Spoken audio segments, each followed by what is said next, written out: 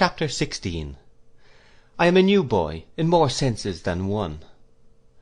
Next morning after breakfast I entered on school life again. I went, accompanied by Mr. Wickfield, to the scene of my future studies, a grave building in a courtyard with a learned air about it, that seemed very well suited to the stray rooks and jackdaws who came down from the cathedral towers to walk with a clerkly bearing on the grass plot, and was introduced to my new master, Dr. Strong. Dr. Strong looked almost as rusty, to my thinking, as the tall iron rails and gates outside the house, and almost as stiff and heavy as the great stone urns that flanked them, and were set up on the top of the red brick wall, at regular distances all round the court, like sublimated skittles, for Time to play at. He was in his library, Dr. Strong was, with his clothes not particularly well brushed, and his hair not particularly well combed, his knee-smalls unbraced, his long black gaiters unbuttoned, and his shoes yawning like two caverns on the hearth-rug, turning upon me a lustreless eye that reminded me of a long-forgotten blind horse who once used to crop the grass and tumble over the graves in Blunderstone's churchyard. He said he was glad to see me, and then he gave me his hand, which I didn't know what to do with, as it did nothing for itself. But sitting at work not far from Dr. Strong was a very pretty young lady, whom he called Annie, and who was his daughter, I supposed, who got me out of my difficulty by kneeling down to put Dr. Strong's shoes on, and button his gaiters, which she did with great cheerfulness and quickness.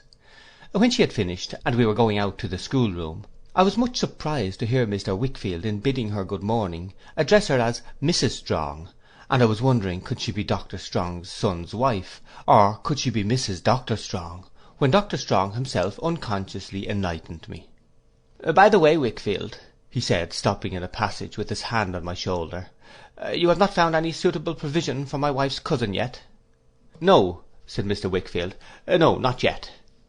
"I wish it done as soon as it can be done, Wickfield," said Dr. Strong, "for Jack Maldon is needy and idle, and of those two bad things, worse things sometimes come. What does Dr. Watts say?" he added, looking at me and moving his head to the time of his quotation. "Satan finds some mischief still for idle hands to do." "Egad, Doctor," returned Mr. Wickfield, "if Dr. Watts knew mankind, he might have written, with as much truth, Satan finds some mischief still for busy hands to do. The busy people achieve their full share of mischief in the world, you may rely upon it. What have the people been about who have been the busiest in getting money and in getting power this century or two? No mischief?"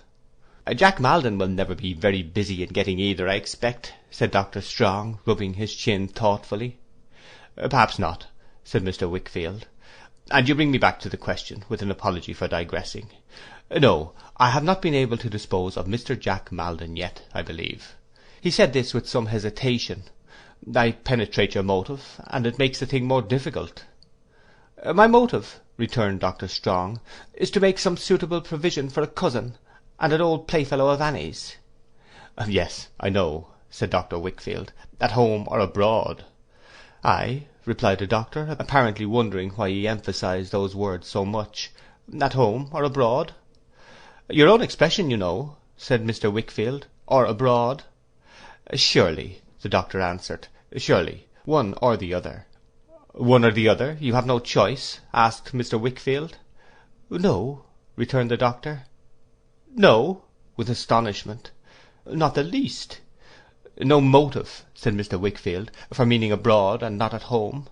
"No," returned the doctor. "I am bound to believe you, and of course I do believe you," said Mr. Wickfield. "It might have simplified my office very much if I had known it before, but I confess I entertained another impression." Dr. Strong regarded him with a puzzled and doubting look, which almost immediately subsided into a smile, that gave me great encouragement, for it was full of amiability and sweetness, and there was a simplicity in it, and indeed in his whole manner, when the studious pondering frost upon it was got through, very attractive and hopeful to a young scholar like me. Repeating no, and not the least, and other short assurances to the same purport, Dr. Strong jogged on before us at a queer uneven pace, and we followed, Mr. Wickfield looking grave, I observed, and shaking his head to himself without knowing that I saw him. The schoolroom was a pretty large hall on the quietest side of the house, confronted by the stately stair of some half dozen of the great urns, and commanding a peep of an old secluded garden belonging to the doctor, where the peaches were ripening on the sunny south wall. There were two great aloes in tubs on the turf outside the windows, the broad hard leaves of which plant, looking as if they were made of painted tin, have ever since by association been symbolical to me of silence and retirement. About 25 boys were studiously engaged at their books when we went in, but they rose to give the doctor good morning, and remained standing when they saw Mr. Wickfield and me. "A new boy, young gentlemen," said the doctor, "Trotwood Copperfield." One Adams, who was the head boy, then stepped out of his place and welcomed me. He looked like a young clergyman in his white cravat, but he was very affable and good humoured, and he showed me my place, and presented me to the masters in a gentlemanly way that would have put me at my ease if anything could. It seemed to me so long, however, since I had been among such boys, or among any companions of my own age, except Mick Walker and Mealy Potatoes, that I felt as strange as ever I have done in my life. I was so conscious of having passed through scenes of which they could have no knowledge, and of having acquired experiences foreign to my age, appearance, and condition, as one of them, that I half believed it was an imposture to come there as an ordinary little schoolboy. I had become, in the Murdstone and Grimby time, however short or long it may have been, so unused to the sports and games of boys, that I knew I was awkward and inexperienced in the commonest things belonging to them. Whatever I had learnt had so slipped away from me in the sordid cares of my life from day to night, that now, when I was examined about what I knew nothing, and was put into the lowest form of the school. But troubled as I was by my want of boyish skill and of book learning too, I was made infinitely more uncomfortable by the consideration that in what I did know, I was much farther removed from my companions than in what I did not. My mind ran upon what they would think if they knew of my familiar acquaintance with the King's Bench prison. Was there anything about me which would reveal my proceedings in connection with the Micawber family? All those pawnings and sellings and suppers, in spite of myself? Suppose some of the boys had seen me coming through Canterbury, way-worn and ragged, and should find me out? What would they say, who made so light of money, if they could know that I had scraped my halfpence together for the purchase of my daily saveloy and beer, or my slices of pudding? How would it affect them, who were so innocent of London life and London streets, to discover how knowing I was, and was ashamed to be, in some of the meanest phases of both? All this ran in my head so much, on that first day at Dr. Strong's, that I felt distrustful of my slightest look and gesture, shrunk within myself whensoever I was approached by one of my new schoolfellows, and hurried off the minute school was over, afraid of committing myself in my response to any friendly notice or advance. But there was such an influence in Mr. Wickfield's old house, that when I knocked at it with my new school books under my arm, I began to feel my uneasiness softening away. As I went up to my airy old room, the grave shadow of the staircase seemed to fall upon my doubts and fears, and to make the past more indistinct. I sat there, sturdily conning my books, until dinner time. We were out of school for good at 3, and went down hopeful of becoming a passable sort of boy yet. Agnes was in the drawing room, waiting for her father, who was detained by someone in his office. She met me with her pleasant smile, and asked me how I liked the school. I told her I should like it very much, I hoped, but I was a little strange to it at first. "You have never been to school," I said, "have you?" "Oh yes, every day." "Ah, but you mean here, at your own home?" "Papa couldn't spare me to go anywhere else," she answered, smiling, shaking her head. "His housekeeper must be in his house, you know." "He is very fond of you, I am sure," I said. She nodded yes, and went to the door to listen for his coming up, that she might meet him on the stairs. But as he was not there, she came back again. "Mamma has been dead ever since I was born," she said in her quiet way. "I only know her picture downstairs. I saw you looking at it yesterday. Did you think who it was?" I told her yes, because it was so like herself. "Papa says so too," said Agnes, pleased. "Hark, that's Papa now." Her bright calm face lighted up with pleasure as she went to meet him, and as they came in hand. He greeted me cordially, and told me that I should certainly be happy under Dr. Strong, who was one of the gentlest of men. 'There may be some, perhaps, I don't know that there are, who abuse his kindness,' said Mr. Wickfield. 'I'd never be one of those, Trotwood, in anything. He is the least suspicious of mankind, and whether that's a merit or whether it's a blemish, it deserves consideration in all dealings with the doctor, great or small.' He spoke, I thought, as if he were weary or dissatisfied with something, but I did not pursue the question in my mind, for dinner was just then announced, and we went down and took the same seats as before. We had scarcely done so when Uriah Heep put in his red head and his lank hand at the door, and said, 'Here's Mr. Maldon, begs the favour of a word, sir.' 'I am but this moment quit of Mr. Maldon,' said his master. 'Yes, sir,' returned Uriah, 'but Mr. Maldon has come back, and he begs the favour of a word.' As he held the door open with his hand, Uriah looked at me, and looked at Agnes, and looked at the dishes, and looked at the plates, and looked at every object in the room, I thought, yet seemed to look at nothing. He made such an appearance all the while of keeping his red eyes dutifully on his master. 'I beg your pardon, it's only to say on reflection,' observed a voice behind Uriah, as Uriah's head was pushed away and the speaker's substituted. 'Pray excuse me for this intrusion, that as it seems I have no choice in the matter, the sooner I go abroad the better. My cousin Annie did say, when we talked of it, that she liked to have her friends within reach rather than have them banished, and the old doctor—' 'Dr. Strong, was that?' Mr. Wickfield interposed gravely. 'Dr. Strong, of course,' returned the other. 'I call him the old doctor, it's all the same, you know.' 'I don't know,' returned Mr. Wickfield. 'Well, Dr. Strong,' said the other. 'Dr. Strong was of the same mind, I believe. But as it appears from the course you take with me he has changed his mind, why there's no more to be said, except that the sooner I am off, the better. Therefore I thought I'd come back and say that the sooner I am off, the better. When a plunge is to be made into the water, there's no use lingering on the bank.' 'There shall be as little lingering as possible in your case, Mr. Maldon, you may depend upon it,' said Mr. Wickfield. 'Thank ye,' said the other, 'much obliged. I don't want to look a gift horse in the mouth, which is not a gracious thing to do. Otherwise, I dare say, my cousin Annie could easily arrange it in her own way. I suppose Annie would only have to say to the old doctor—' 'Meaning that Mrs. Strong would only have to say to her husband, do I follow you?' said Mr. Wickfield. 'Quite so,' returned the other. 'Would only have to say that she wanted such and such a thing to be so and so, and it would be so and so, as a matter of course.' 'And why as a matter of course, Mr. Maldon?' asked Mr. Wickfield, sedately eating his dinner. 'Why, because Annie's a charming young girl, and the old doctor, Dr. Strong I mean, is not quite a charming young boy,' said Mr. Jack Maldon, laughing. 'No offence to anybody, Mr. Wickfield. I only mean that I suppose some compensation is fair and reasonable in that sort of marriage.' 'Compensation to the lady, sir?' asked Mr. Wickfield gravely. 'To the lady, sir,' Mr. Jack Maldon answered, laughing, but appearing to remark that Mr. Wickfield went on with his dinner in the same sedate, immovable manner, and that there was no hope of making him relax a muscle of his face, he added, 'However, I have said what I have come to say, and, with another apology for this intrusion, I may take myself off. I shall of course observe your directions in considering the matter as one to be arranged between you and me solely, and not to be referred to up at the doctor's.' 'Have you dined?' asked Mr. Wickfield, with a motion of his hand towards the table. 'Thank ye, I am going to dine,' said Mr. Maldon, 'with my cousin Annie. Good-bye.' Mr. Wickfield, without rising, looked after him thoughtfully as he went out.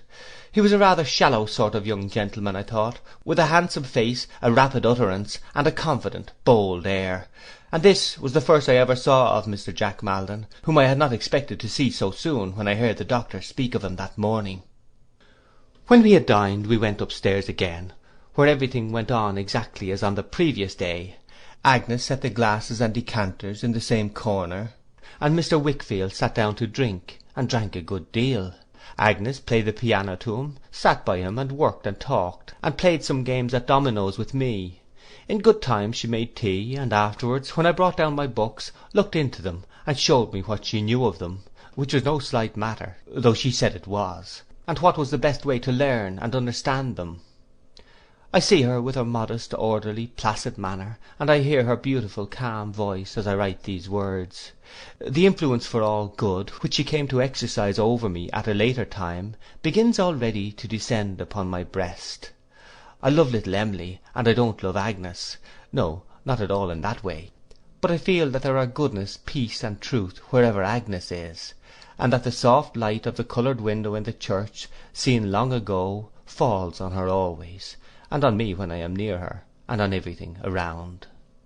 The time having come for her withdrawal for the night, and she having left us, I gave Mr. Wickfield my hand, preparatory to going away myself, but he checked me and said, "Should you like to stay with us, Trotwood, or to go elsewhere?" "To stay," I answered quickly. "Are you sure?" "If you please, if I may." "Why, it's but a dull life we lead here, boy, I am afraid," he said. "Not more dull for me than Agnes, sir, not dull at all." "Than Agnes," he repeated, walking slowly up to the great chimney piece and leaning against it. "Than Agnes." He had drank wine that evening, or I fancied it, until his eyes were bloodshot, not that I could see them now, for they were cast down, and shaded by his hand, but I had noticed them a little while before. "Now I wonder," he muttered, "whether my Agnes tires of me. When should I ever tire of her? But that's different, that's quite different." He was musing, not speaking to me, so I remained quiet. "A dull old house," he said, "and a monotonous life, but I must have her near me, I must keep her near me. If the thought that I may die and leave my darling, or that my darling may die and leave me, comes like a spectre to distress my happy hours, and is only to be drowned in—" He did not supply the word, but pacing slowly to the place where he had sat, and mechanically going through the action of pouring wine from the empty decanter, set it down and paced back again. "If it is miserable to bear when she is here," he said, "what would it be, and she away? No, no, no, I cannot try that." He leaned against the chimney piece, brooding so long that I could not decide whether to run the risk of disturbing him by going, or to remain quietly where I was, until he should come out of his reverie. At length he aroused himself, and looked about the room until his eyes encountered mine. "Stay with us, Trotwood, eh?" he said in his usual manner, as if he were answering something I had just said. "I am glad of it. You are company to us both. It is wholesome to have you here, wholesome for me, wholesome for Agnes, wholesome perhaps for all of us." "I am sure it is for me, sir," I said. "I am so glad to be here." "That's a fine fellow," said Mr. Wickfield. "As long as you are glad to be here, you shall stay here." He shook hands with me upon it, and clapped me on the back, and told me that when I had anything to do at night after Agnes had left us, or when I wished to read for my own pleasure, I was free to come down to his room, if he were there, and if I desired it for company's sake, and to sit with him.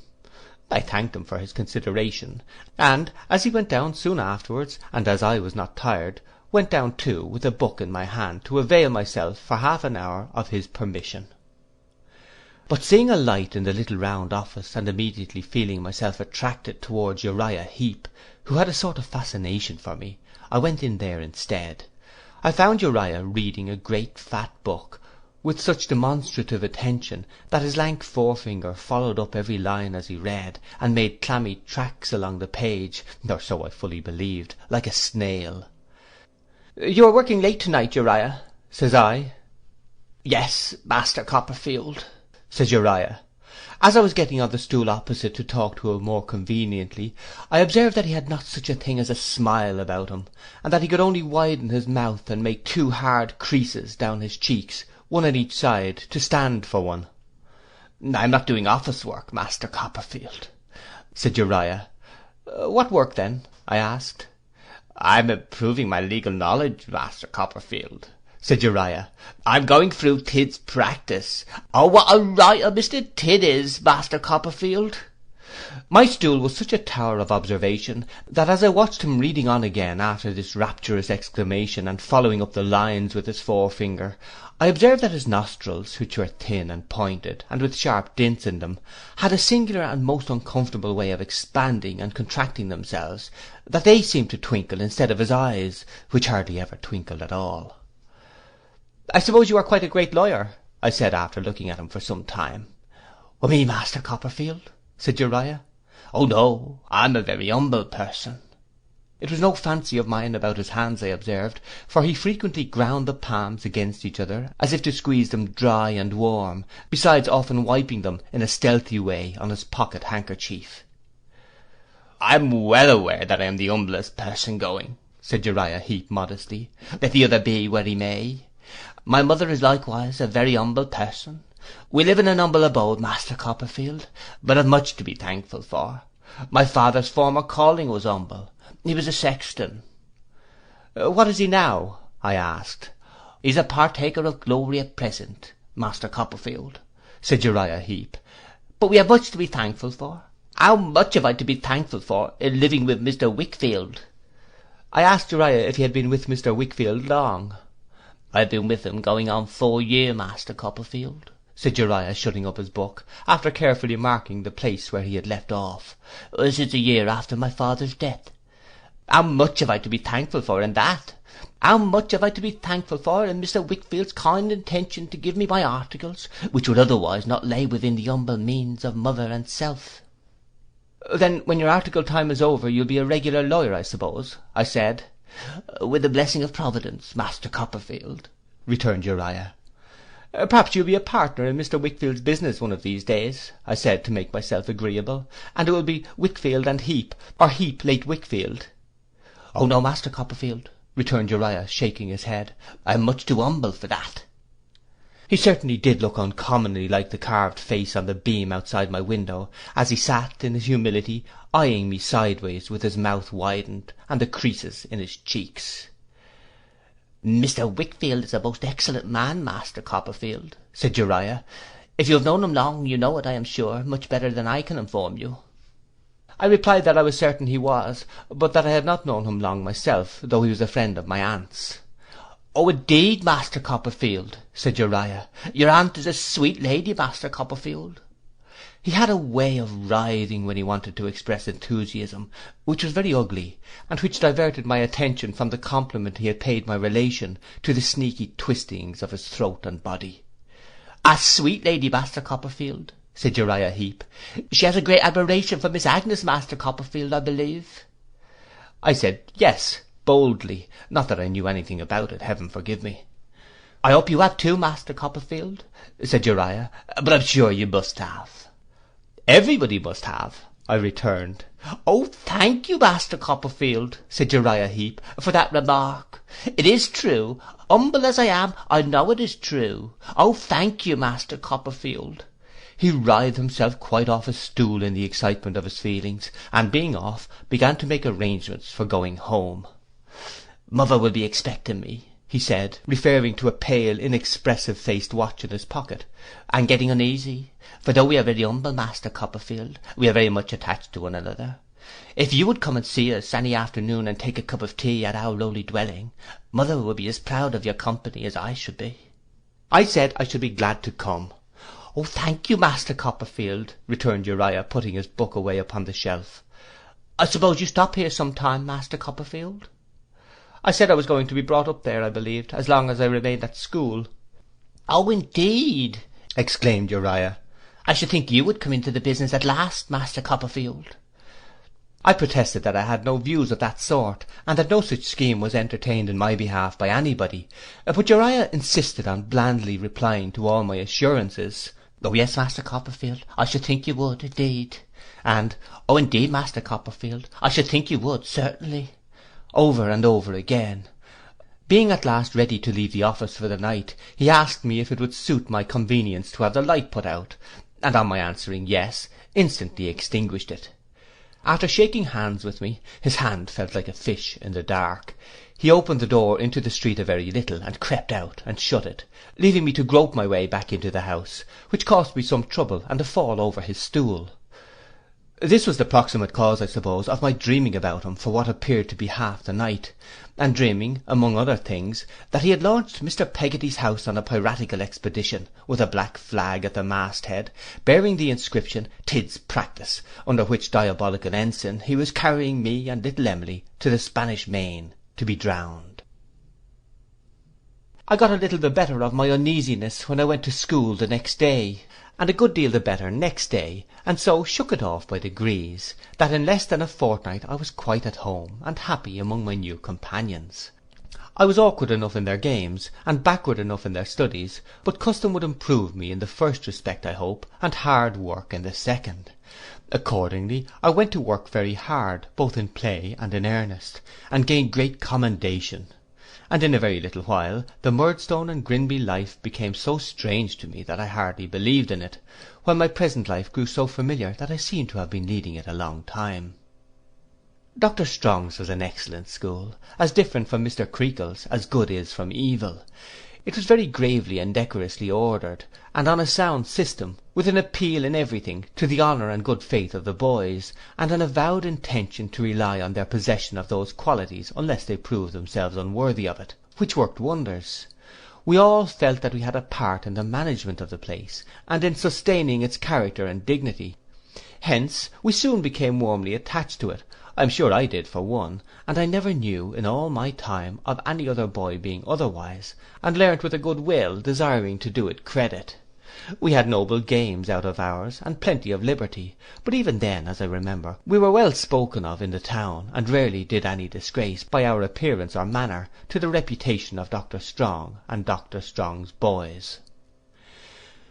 Some of the higher scholars boarded in the doctor's house, and through them I learned at second hand some particulars of the doctor's history, as how he had not yet been married 12 months to the beautiful young lady I had seen in the study, whom he had married for love, for she had not a sixpence, and had a world of poor relations, so our fellows said, ready to swarm the doctor out of house and home. Also how the doctor's cogitating manner was attributable to his always being engaged in looking out for Greek roots, which in my innocence and ignorance I supposed to be a botanical furore on the doctor's part, especially as he always looked on the ground when he walked about, until I understood that they were roots of words, with a view to a new dictionary which he had in contemplation. Adams, our head boy, who had a turn for mathematics, had made a calculation, I was informed, of the time this dictionary would take in completing, on the doctor's plan, and at the doctor's rate of going. He considered that it might be done in 1649 years, counting from the doctor's last or 62nd birthday. But the doctor himself was the idol of the whole school, and it must have been a badly composed school if he had been anything else, for he was the kindest of men, with a simple faith in him that might have touched the stone hearts of the very urns upon the wall. As he walked up and down that part of the courtyard which was at the side of the house, with the stray rooks and jackdaws looking over him with their heads cocked slyly, as if they knew how much more knowing they were in worldly affairs than he, if any sort of vagabond could only get near enough to his creaking shoes to attract his attention to one sentence of a tale of distress, that vagabond was made for the next 2 days. It was so notorious in the house that the masters and head boys took pains to cut these marauders off at angles, and to get out of windows and to turn them out of the courtyard before they could make the doctor aware of their presence, which was sometimes happily effected within a few yards of him without his knowing anything of the matter, as he jogged to and fro. Outside his own domain and unprotected, he was a very sheep for the shearers. He would have taken his gaiters off his legs to give them away. In fact, there is a story current among us, I have no idea, and never had, on what authority, but I have believed it for so many years that I feel quite certain it is true, that on a frosty day, one winter time, he actually did bestow his gaiters on a beggar woman, who occasioned some scandal in the neighbourhood by exhibiting a fine infant from door to door, wrapped in those garments which are universally recognized, being as well known in the vicinity as the cathedral. The legend added that the only person who did not identify them was the doctor himself, who, when they were shortly afterwards displayed at the door of a little second-hand shop of no very good repute, where such things were taken in exchange for gin, was more than once observed to handle them approvingly, as if admiring some curious novelty in the pattern, and considering them an improvement on his own.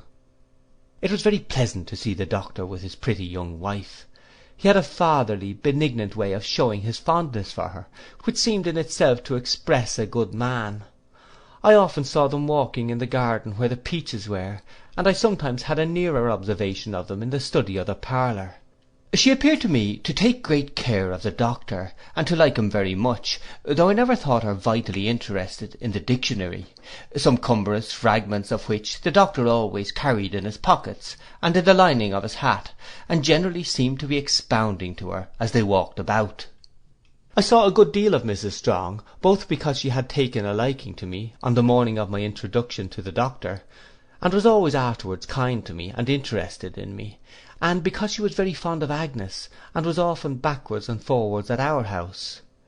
There was a curious constraint between her and Mr. Wickfield, I thought, of whom she seemed to be afraid, that never wore off, and when she came there of an evening she always shrunk from accepting his escort home, and ran away with me instead. And sometimes, as we were running gaily across the cathedral yard together, expecting to meet nobody, we would meet Mr. Jack Maldon, who was always surprised to see us. Mrs. Strong's mamma was a lady I took great delight in. Her name was Mrs. Markleham, but our boys used to call her the Old Soldier, on account of her generalship, and the skill with which she marshalled great forces of relations against the doctor. She was a little sharp-eyed woman, who used to wear, when she was dressed, one unchangeable cap, ornamented with some artificial flowers, and 2 artificial butterflies supposed to be hovering above the flowers. There was a superstition among us that this cap had come from France, and could only originate in the workmanship of that ingenious nation. But all I certainly know about it is, that it always made its appearance of an evening, wheresoever Mrs. Markleham made her appearance, and that it was carried about to friendly meetings in a Hindu basket, that the butterflies had the gift of trembling constantly, and that they improved the shining hours at Dr. Strong's expense like busy bees. I observed the Old Soldier, not to adopt the name disrespectfully, to pretty good advantage on a night which is made memorable to me by something else I shall relate. It was the night of a little party at the doctor's, which was given on the occasion of Mr. Jack Maldon's departure for India, whether he was going as a cadet, or something of that kind, Mr. Wickfield having at length arranged the business. It happened to be the doctor's birthday too. We had had a holiday, had made presents to him in the morning, had made a speech to him through the head boy, and had cheered him until we were hoarse, and until he had shed tears. And now, in the evening, Mr. Wickfield, Agnes, and I went to have tea with him in his private capacity. Mr. Jack Maldon was there before us. Mrs. Strong, dressed in white with cherry-coloured ribbons, was playing the piano, when we went in, and he was leaning over her to turn the leaves. The clear red and white of her complexion was not so blooming and flower-like as usual, I thought, when she turned round, but she looked very pretty, wonderfully pretty. "I have forgotten, Doctor," said Mrs. Strong's mamma, when we were seated, "to pay you the compliments of the day, though they are, as you may suppose, very far from being mere compliments in my case. Allow me to wish you many happy returns." "I thank you, ma'am," replied the doctor. "Many, many, many happy returns," said the Old Soldier, "not only for your own sake, but for Annie's, and John Maldon's, and many other people's.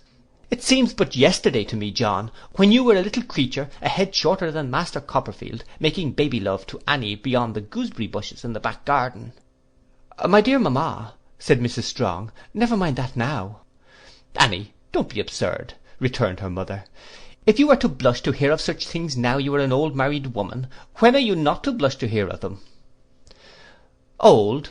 exclaimed Mr. Jack Maldon. "Annie, come." "Yes, John," returned the soldier, "virtually an old married woman. Although not old by years, for when did you ever hear me say, or who has ever heard me say, that a girl of 20 was old by years? Your cousin is the wife of the doctor, and as such what I have described her. It is well for you, John, that your cousin is the wife of the doctor. You have found in him an influential kind of friend, who will be kinder yet, I venture to predict, if you deserve it. I have no false pride. I never hesitate to admit frankly that there are some members of our family who want a friend. You are one yourself, before your cousin's influence raised one up for you." The doctor, in the goodness of his heart, waved his hand as if to make light of it, and save Mr. Jack Maldon from any further reminder. But Mrs. Markleham changed her chair for one next to the doctor's, and putting her fan on his coat sleeve, said, "No, really, my dear doctor, you must excuse me if I appear to dwell on this rather, because I feel so very strongly. I call it quite my monomania, it is such a subject of mine. You are a blessing to us. You really are a boon, you know." "Nonsense, nonsense," said the doctor.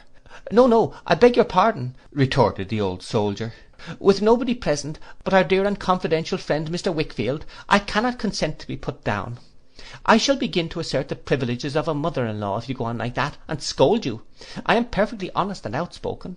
What I am saying is what I have said when you first overpowered me with surprise, you remember how surprised I was, by proposing for Annie. Not that there was anything so much out of the way in the mere fact of the proposal, it would be ridiculous to say that, but because You having known her poor father, and having known her from a baby 6 months old, I hadn't thought of you in such a light at all, or indeed as a marrying man in any way. Simply that, you know.' 'Ay,' returned the doctor good humouredly, 'never mind.' 'But I do mind,' said the old soldier, laying her fan upon his lips. 'I mind very much. I recall all these things that I may be contradicted if I am wrong. Well, then I spoke to Annie, and I told her what had happened. I said, "My dear, here's Dr. Strong has positively been and made you the subject of a handsome declaration and an offer." Did I press it in the least? No. I said, "Now, Annie, tell me the truth at this moment. Is your heart free?" "Mamma," she said, crying, "I am extremely young," which was perfectly true, "and I hardly know if I have a heart at all." "Then, my dear," I said, "you may rely upon it, it's free. At all events, my love," I said, "Dr. Strong is in an agitated state of mind, and must be answered. He cannot be kept in his present state of suspense." "Mamma," said Annie, still crying, "would he be unhappy without me? If he would, I honour and respect him so much that I think I will have him."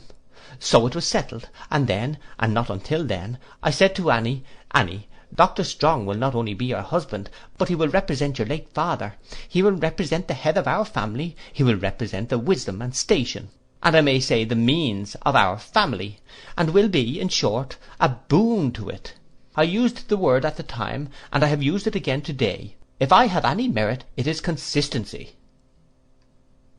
The daughter sat quite silent and still during this speech, with her eyes fixed on the ground, her cousin standing near her and looking on the ground too.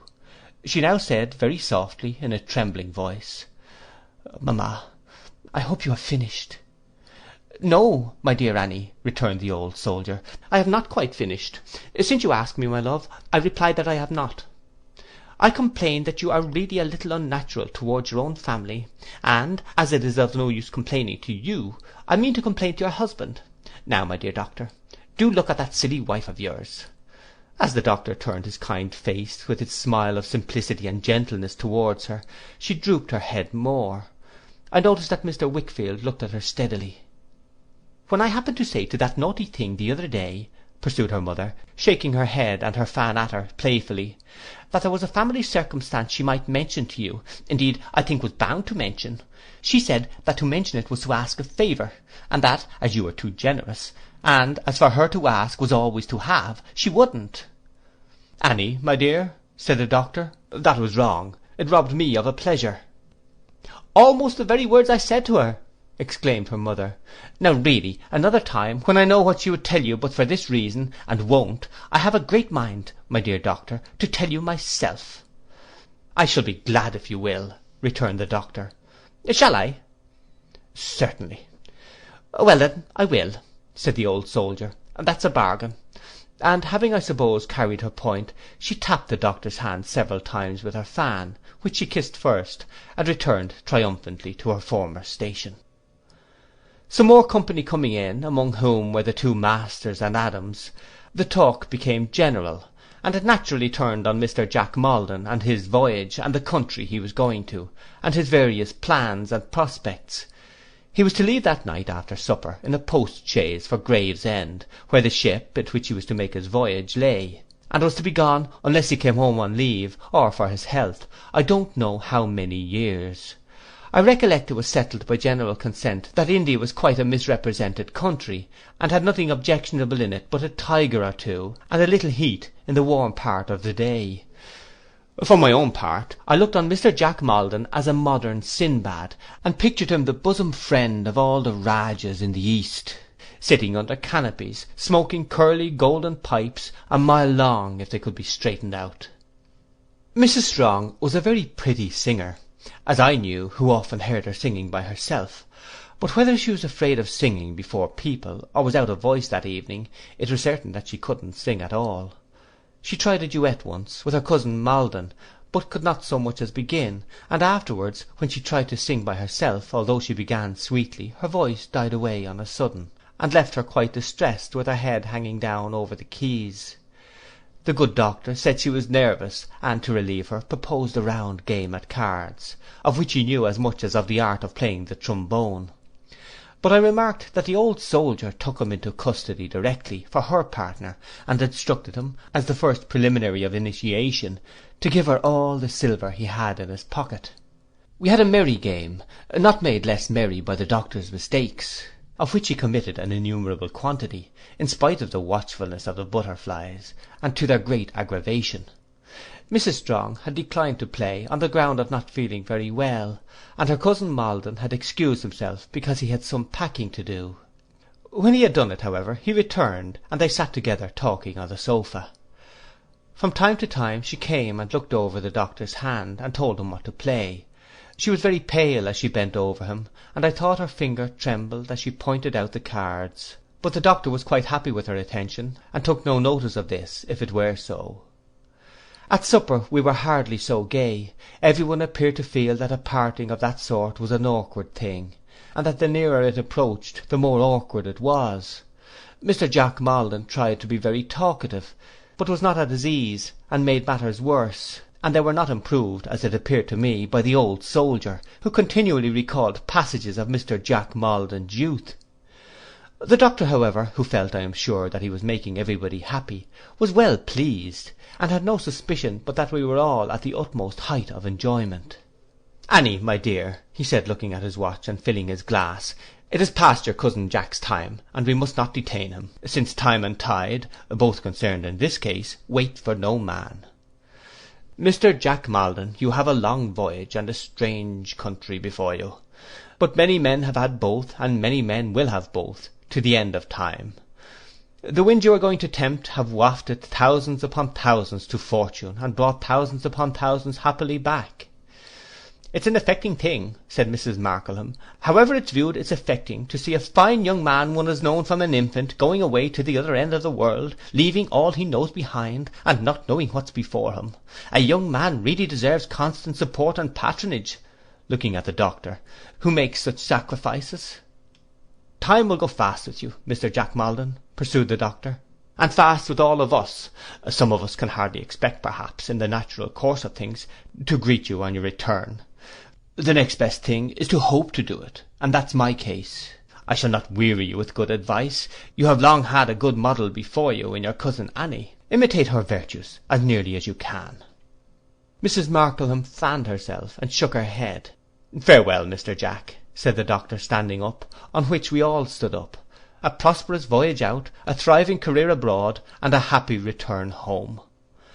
We all drank the toast, and all shook hands with Mr. Jack Maldon, after which he hastily took leave of the ladies who were there, and hurried to the door, where he was received, as he got into the chaise, with a tremendous broadside of cheers discharged by our boys, who had assembled on the lawn for the purpose.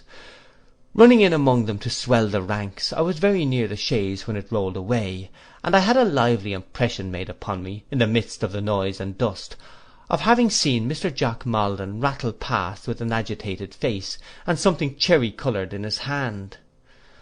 After another broadside for the doctor, and another for the doctor's wife, the boys dispersed, and I went back into the house, where I found all the guests standing in a group about the doctor, discussing how Mr. Jack Maldon had gone away, and how he had borne it, and how he had felt, and all the rest of it. In the midst of these remarks, Mrs. Markleham cried, "Where's Annie?" No Annie was there, and when they called to her, no Annie replied.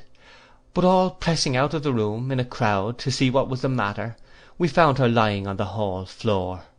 There was great alarm at first, until it was found that she was in a swoon, and that the swoon was yielding to the usual means of recovery, when the doctor, who had lifted her head upon his knee, put her curls aside with his hand, and said, looking round, "Poor Annie, she's so faithful and tender-hearted. It's the parting from her old playfellow and friend, her favourite cousin, that has done this.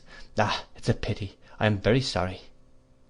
When she opened her eyes and saw where she was, and that we were all standing about her, she arose with assistance, turning her head as she did so to lay it on the doctor's shoulder, or to hide it, I don't know which. We went into the drawing-room to leave her with the doctor and her mother, but she said it seemed that she was better than she had been since morning, and that she would rather be brought among us, so they brought her in, looking very white and weak, I thought, and sat her on the sofa. "Annie, my dear," said her mother, doing something to her dress, "see here, you have lost a bow. Will anybody be so good as find a ribbon? a cherry-coloured ribbon. It was the one she had worn at her bosom. We all looked for it. I myself looked everywhere, I am certain, but nobody could find it. "Do you recollect where you had it last, Annie?" said her mother. I wondered how I could have thought she looked white, or anything but burning red, when she answered that she had had it safe a little while ago, she thought, but it was not worth looking for. Nevertheless, it was looked for again, and still not found. She entreated that there might be no more searching, but it was still sought for in a desultory way, until she was quite well and the company took their departure. We walked very slowly home, Mr. Wickfield, Agnes and I admiring the moonlight, and Mr. Wickfield scarcely raising his eyes from the ground. When we at last reached our own door, Agnes discovered that she had left her little reticule behind. Delighted to be of any service to her, I ran back to fetch it. I went into the supper room where it had been left, which was deserted and dark, but a door of communication between that and the doctor's study, where there was a light, being open, I passed on there, to say what I wanted, and to get a candle. The doctor was sitting in his easy chair by the fireside, and his young wife was on a stool at his feet. The doctor, with a complacent smile, was reading aloud some manuscript explanation or statement of a theory out of that interminable dictionary, and she was looking up at him, but with such a face as I never saw. It was so beautiful in its form, it was so ashy pale, it was so fixed in its abstraction, it was so full of a wild, sleep-walking, dreamy horror of I don't know what. The eyes were wide open, and her brown hair fell in 2 rich clusters on her shoulders and on her white dress, disordered by the want of the lost ribbon. Distinctly as I recollect her look, I cannot say of what it was expressive. I cannot even say of what it is expressive to me now, rising again before my older judgment. Penitence, humiliation, shame, pride, love, and trustfulness, I see them all, and in them all I see that horror of I don't know what. My entrance and my saying what I wanted roused her. It disturbed the doctor too, for when I went back to replace the candle I had taken from the table, he was patting her head in his fatherly way, and saying he was a merciless drone to let her tempt him into reading on, and he would have her go to bed. But she asked him in a rapid urgent manner to let her stay, to let her feel assured, I heard her murmur some broken words to this effect, that she was in his confidence that night. And as she turned again towards him, after glancing at me as I left the room and went out at the door, I saw her cross her hands upon his knee, and look up at him with the same face, something quieted as he resumed his reading. It made a great impression upon me, and I remembered it a long time afterwards, as I shall have occasion to narrate when the time comes.